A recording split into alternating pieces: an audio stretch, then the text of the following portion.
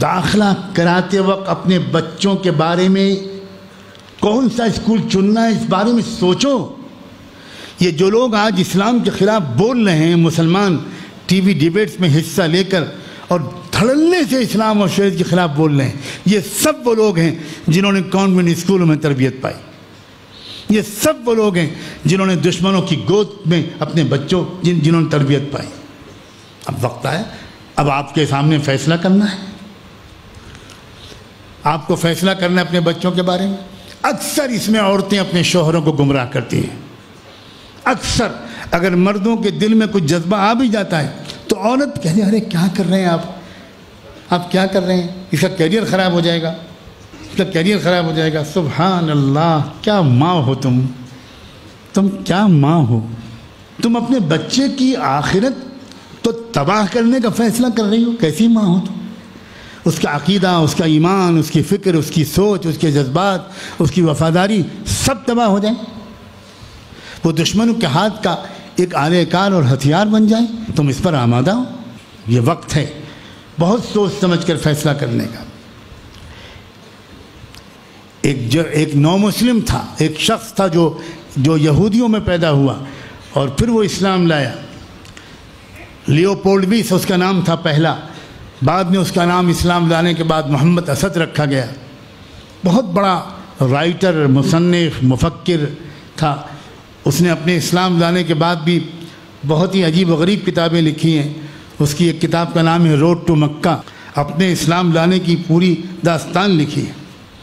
اس نے یہاں تک لکھا ہے کیونکہ اس نے بڑا دورہ کیا اسلامی ممالک کا، اور اس نے اسلامی ممالک کو ایک کشمکش کے درمیان دیکھا کہ ایک طرف صورتحال یہ تھی کہ ایک modern western system of education ایک حملہ آور تھا، اور لگتا یہ تھا کہ ملکوں کی ترقی اس ایجوکیشنل سسٹم کے بغیر نہیں ہو پائے،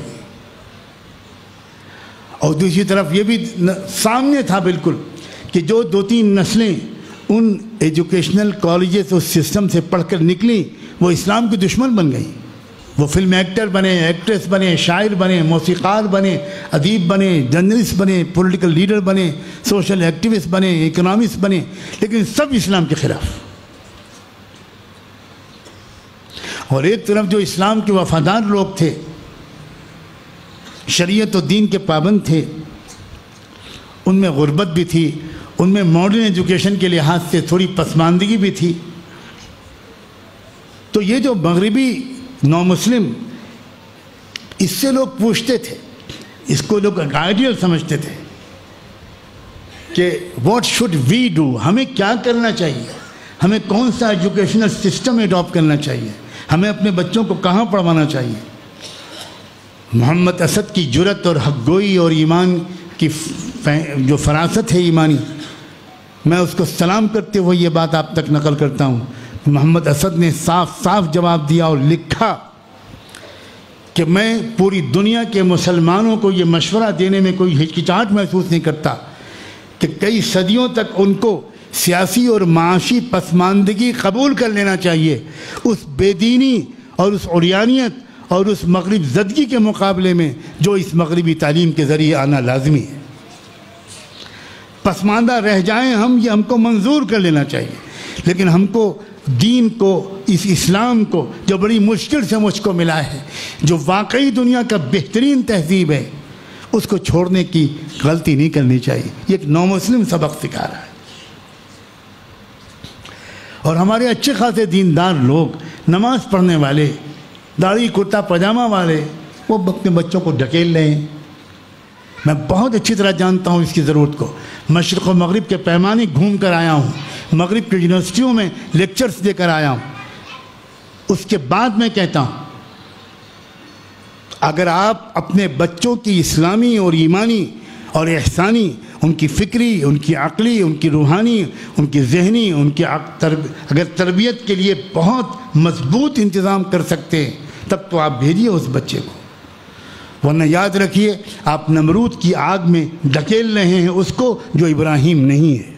وہ صحیح سالم وہاں سے نہیں نکلے گا، وہ انگارہ بن کے نکلے گا۔ اور وہ ایسا انگارہ بنے گا جو خود بھی جلے گا اور چاروں طرف کی اسلامی آبادی کو اور اسلامی قدروں کو جلا کے خاک کر دے گا۔